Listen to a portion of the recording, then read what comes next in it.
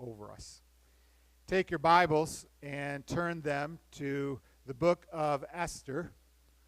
We'll be in Esther again this week. We started there a little bit last week, and we'll be going through more of the story. And I always kind of hesitate to use that word story because it gives the idea that it's make-believe a little bit in my mind when I hear that.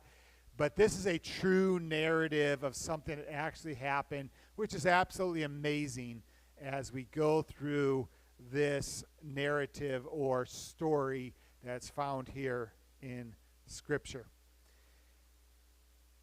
When my children were little, one of the things that I really enjoyed doing was taking them to Chuck E. Cheese's. Now, I was disappointed not too long ago, my kids aren't, that I heard that Chuck E. Cheese is removing all their animatronics, so the scary-looking Chucky guy, playing on the drum is no longer going to be in Chuck E. Cheese's. But I loved going there, and the reason I did is I loved all the games, and we would go and get some package deal where we'd get like 100 tokens with pizza and find the coupons to get the best deal. And I had a hard time giving the kids all their tokens because I wanted to play these games. I learned from that I wouldn't be a good gambler because I can't quit. I just got to keep going because I want to keep winning and keep getting more and more tickets. And one of the games that I love to play was called Speed Demon. Maybe some of you have seen this, but I have a little video of it here. In this, what you do is you shoot the ball and you try to land it in one of these little red spots. And if you land in a red spot, you get the bonus. And what happens, and you'll see this next one, is it spins around. This thing goes around, and you're trying to stop it right in that right spot. And that's how many tickets you can get or go to the next round. And you have to be really good, and I could never get to that next round hardly ever. I could never work it out exactly right. And it's all about timing. And there's a lot of times I remember this game. If you watch the video of me, I'd be going like this. I'd be following this thing around, trying to hit that stop button, and I'd fall short. So what I do, get another token, put it in there. And if I ran out of tokens, kids, do you have any tokens? No, I wouldn't take them from the kids. But I won most of the tickets, so that way they could buy those prizes. If you've ever been there, those amazing prizes you get for all the tickets that you earn. Well, we enjoyed that, but I think about that timing and how to win, it had to have this perfect timing. And occasionally I got lucky and maybe won maybe 100 tickets once out of all the times I tried it. But we're going to see this morning how God's timing is perfect. He doesn't have to have this struggle or have to have luck in order for it all to work together. When God is in control and he works, his timing is great and his timing is perfect. And we'll see that here in this narrative found here in the book of Esther. I want to give a review just so you're caught up on where we're at in this story. Esther was made by God to be a beautiful woman who eventually became the queen of Persia under King Xerxes. And as he is there, Scripture calls him Ahasuerus, and as she is under this king, her uncle Mordecai finds out that Haman, the second in charge, has this evil plan to annihilate all the Jews. Mordecai, we looked at this last week, begins to fast and pray and calls on the queen to talk to the king about rescinding this order. The queen is scared to do this because she could lose her life by basically standing up to the king or this order that has been made, but yet she's willing to take the opportunity. The first thing she does is she approaches the king. He says, "You can come see me." She says, "I want to invite you to a feast." The king comes to the feast with Haman, who was the second in charge, the one who hated the Jews. And then she said, "I want you to come back the next day." I don't know if she got scared or nervous to ask him. We don't know why, but it's all part of God's timing, amazing timing. So the story sets up now. Haman goes home and he's thrilled because the queen invited just the king and him to a feast. He's on top of the world, but on the way home he sees Mordecai, and he hates the Jews. He hates Mordecai even more, and he makes plans. The next morning he's going to ask the king if he can have Mordecai hanged. So that's where kind of we pick up in the scenario we're going to look at today. By the way, I know I make a plug all the time, but I would encourage you to read the devotional book or read along in the passages. They're online as well as on the back table, because then there's a lot of stuff I'm skipping over as we're talking through this. So that's where we pick up the next morning after the feast had taken place, after Haman was planning to kill Mordecai. He's basically the next morning, he's going to ask the king for Mordecai's life. He knows he's going to go to this banquet, and it's all kind of setting up. And that's where we see that God's timing is perfect. You may have heard the phrase that God is rarely early, but he's never late. I actually don't fully agree with that. I agree with the part that God's never late. But when it says that God's rarely early, there's a lot of things that God does for us that we don't even know he's doing before we even get in problems or troubles or difficulties. So to say that he's rarely early, I think a lot of times he's early and we don't even know that because we just know that he's going to be there. It kind of reminds me of several years ago, Marilyn gave me a scare. We got to church and Marilyn was not here. Marilyn beats me to church all the time. And I started to get scared because Marilyn's always at church unless she tells me she's going to be gone, which is very rare. And she wasn't here, and I started panicking a little bit. I started trying to call her, where's she at? Why is she not here? And then she comes in the door maybe, 5 minutes before we're supposed to start. She's like, I just decided I would do something different today. She scared me because she's always early. But God, I would say many times God is early, but the fact is, he is never late. His timing is perfect for us. And we see this in this narrative here. We see, letter A, that God caused the king to have a restless night. Look at verse 1 of Esther chapter 6. On that night the king could not sleep, and he gave orders to bring the book of memorable deeds, the chronicles that were read before the king. Remember last week how we talked about Mordecai saved the king's life, but he didn't get rewarded for it? And the fact is, sometimes we don't get rewarded right away for what we do. Well, I told you to remember that because it comes back this week. The king can't sleep. Why can't he sleep? I believe God is stirring up his heart and mind, not allowing him to sleep. So he asks that the book of Chronicles or the things that have been done in the kingdom read to him, and all of a sudden the story comes of Mordecai and how Mordecai had saved his life. If you remember last week, 2 men wanted to kill the king. They could have had easy access because they were the king's guards. Mordecai put a stop to it. But he'd never been rewarded, and the king's like, wait a minute, how come no one's done anything for Mordecai? Mordecai saved my life. Well, this is no coincidence that he was reading this at this exact time. And it goes on further because he just finishes asking this question. And we look here in verse 2, he says, and it was found written how Mordecai had told Bigthana and Teresh, the king's eunuchs, who guarded the threshold, who had sought to lay hands on King Ahasuerus. And the king said, what honor and distinction has been bestowed on Mordecai for this? And the men said, nothing has been done.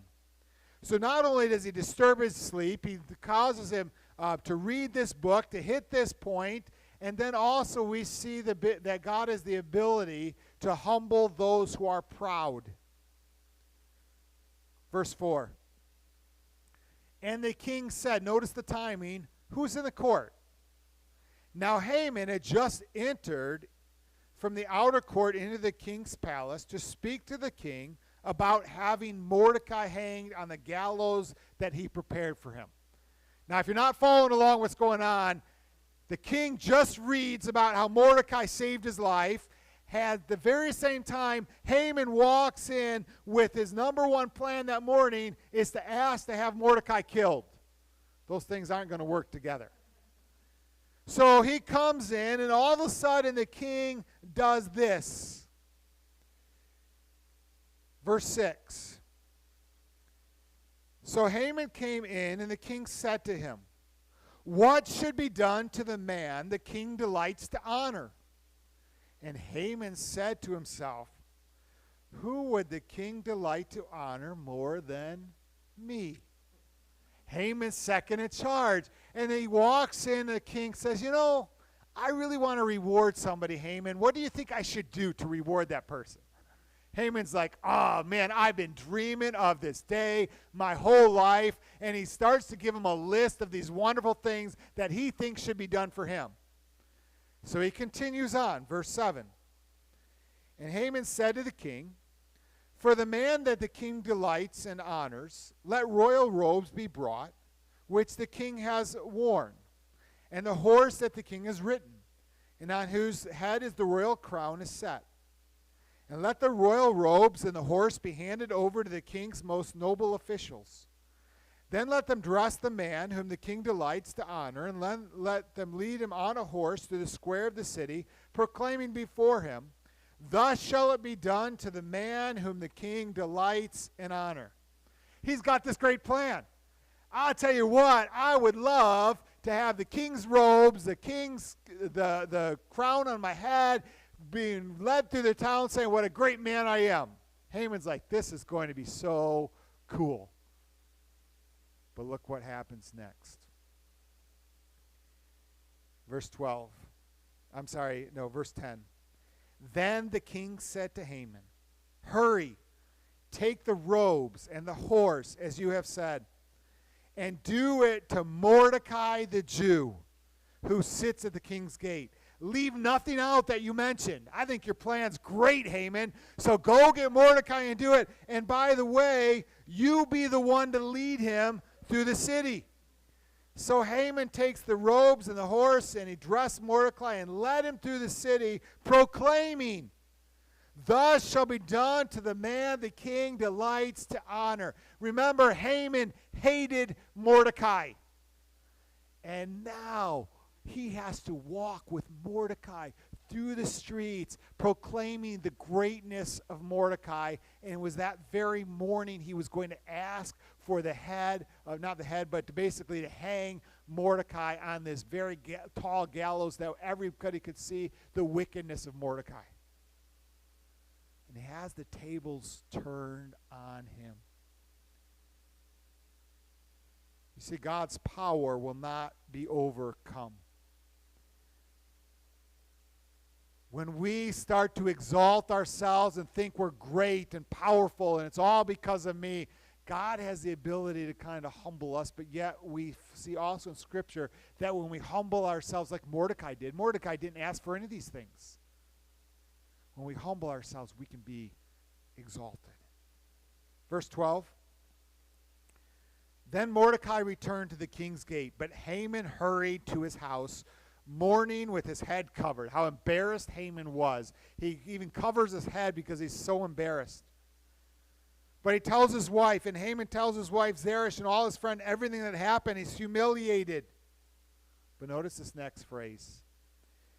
Then his wife and the wise men and his wife said to him, "If Mordecai, before you have begun to fall, is of the Jewish people, you will not overcome him, but will surely fall before him."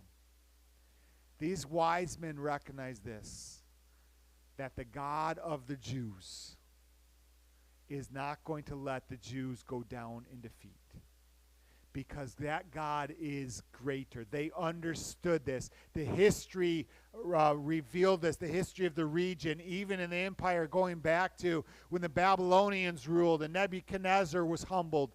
And you see time after time recorded in the Bible, they understood that the God of the Jews was powerful. By the way, the God of the Jews, who's called the Father basically of Israel, is our Heavenly Father today. And your God will not be overcome. You can place your trust in him, and he will have the victory over whatever circumstance you're facing. So it goes on, and we see that Haman is called to this next feast. So Haman is complaining to his wife. They basically said, look, Haman, you're in trouble because you're trying to fight against God. It's not going to work. He's called to this feast. He hurries to this feast. In this, we see that God will be victorious over his enemies. Now, this doesn't happen all the way right away. It's not all the time it happens immediately. There's sometimes we have to face difficulties and heartaches and trials, but God will cause us to be victorious. Sometimes it might not even be till eternity, as we see people have been martyred for their faith. And in this, we see that Esther begged the king to spare the life of the Jews. Turn to chapter 7, verse 3. Then the queen answered, if I have found favor in your sight, O king, and if it please the king, let my life be granted for my wish, and my people for my request. For we have been sold, I and my people, to be destroyed, to be killed, to be annihilated. If we had been merely sold as slaves, men and women, I would have been silent, for our affliction is not to be compared with the loss to the king. So basically, she approaches this in humility, but says, King, I am begging for the life of my people. I am begging for the Jews to be spared. And she revealed Haman's evil plan. Verse 5. Then King Ahasuerus said to Queen Esther, who is he, and where is he, who has dared to do this? Now it's interesting because the king is actually the one who signed this into law. So the king himself is really the one responsible, but he didn't see it. You know, as I thought about this, it's easy to be judgmental and harsh and cast judgment when we don't really know people personally. The king didn't understand. He really didn't realize that he didn't know it. He thought he didn't know any Jews personally. It didn't affect him that all the Jews were going to be killed. But all of a sudden, when he finds out that they want to kill his queen, wait a minute. I think of this. My wife and I have supported for several years through Compassion International a child named Michael in Uganda. And for the last, it's probably been 11 or 12 years now, we've kind of watched him grow up through pictures and letters we've sent back and forth. And it's interesting, and I love the concept of what they do because he's not just another face of a starving child in Africa, but it's a face of an individual young man that we can see and we can watch him grow up. And he's actually just finishing college. And we kind of picked somebody that was the same age as Brandon. And he's just now getting out of college, and he loves the Lord, and he's serving. It's just a neat thing to watch. And it changes your whole perspective because it's not just putting like this group. And it's so easy to put everybody in a group and to take ourselves away from it rather than understand personally the effect we can have on individuals. And now all of a sudden the king is realizing that I think he's starting to figure this in my mind. I made this order basically for my queen to be killed, but he's upset. Who would be responsible for this? He doesn't understand exactly everything that's going on yet. But verse 6. And Esther said, a foe and enemy, this wicked Haman. Now, Haman's day started out really good that morning. He had just been invited to the feast with the queen. He was excited. This was a great day. He was going to have Mordecai killed. He gets to go to a feast with the queen and the king, and it just got worse and worse and worse from there. Here he is now all of a sudden. Haman is the enemy. Haman was terrified before the king and queen. And Haman's choices ultimately led to his death. Verse 7, and the king arose in his wrath from his wine drinking and went to the palace garden. But Haman stayed to beg for his life from Queen Esther, for he saw that harm was determined against him by the king. So the king gets up, and I think he's trying to process all this through his head. His second in charge and his queen are complete enemies. His second in charge wanted to basically kill the queen and all her people and tricked him into signing this into the law. And he's trying to process this in his head, so he goes out to the garden. Haman stays with Esther, saying, Esther, I'm so sorry. Please, I'm begging for my life. But yet, verse 8,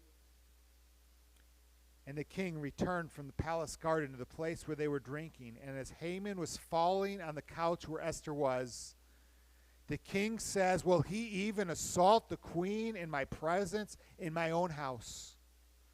As the word left the mouth of the king, they covered Haman's face.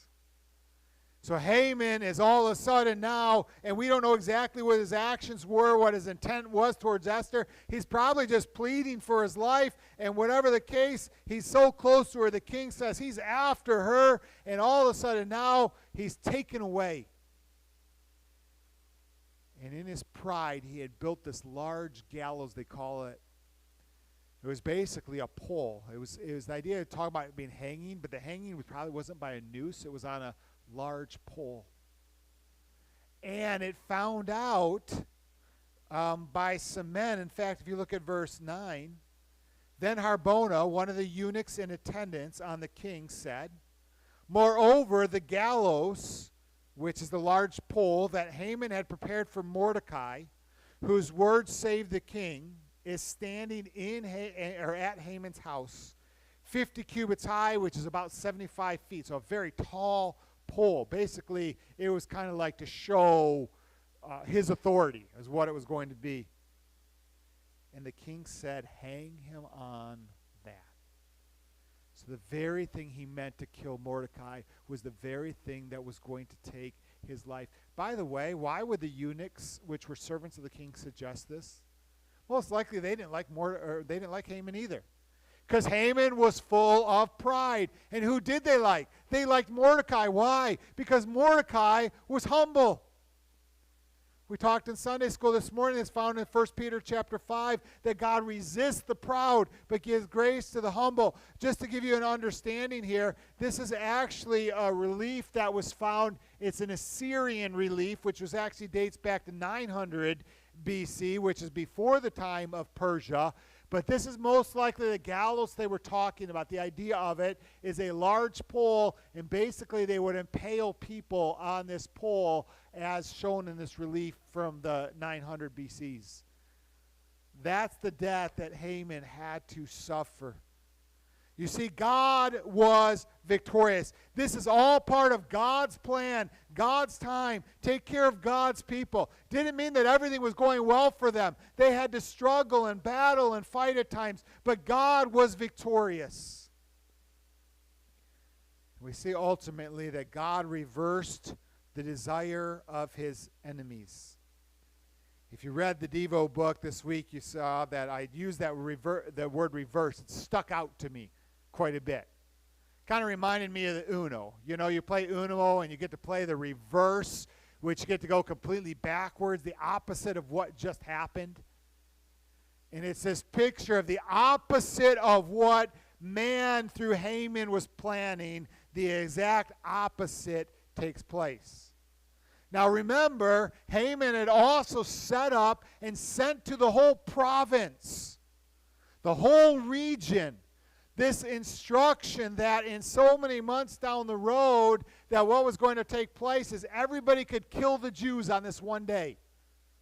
And there were a lot of people, just as today, that hated the Jews. They wanted them gone. This was set in motion, and all of a sudden, even by Haman, even after his death, how was this going to change? Well, we see what happens. Part of this reverse is that Mordecai was given Haman's position.